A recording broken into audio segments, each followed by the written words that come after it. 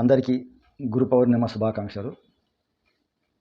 ప్రధానంగా గురు పౌర్ణిమ అనేది గురువులను పూజించుకోవడానికి ఒక ప్రత్యేక దినంగా మనము దీన్ని సెలబ్రేట్ చేసుకుంటాము. మరో జన్మ మీకు లేకుండా చేయగల శక్తి ఎవరికైనా ఉంది అంటే అది కేవలం ఆధ్యాత్మిక గురువుకు మాత్రమే ఉంది.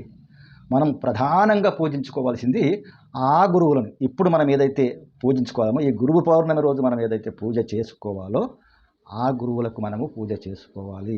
ఆధ్యాత్మిక గురువు మీకున్నాడు అని అంటే ఖచ్చితంగా ఆ గురువును మీరు స్మరించుకోండి. ఈరోజు ఆ గురువు పాదాలను కుదిరితే టచ్ చేసే అవకాశం దొరికితే పాదాలు టచ్ చేసి రండి.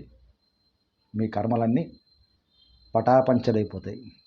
మా గురువు పరమపూజ్య శ్రీ జీవేశ్వర యోగి మహారాజు గారు, వారి పాదాలకు శరణాగతితో వందనాలు.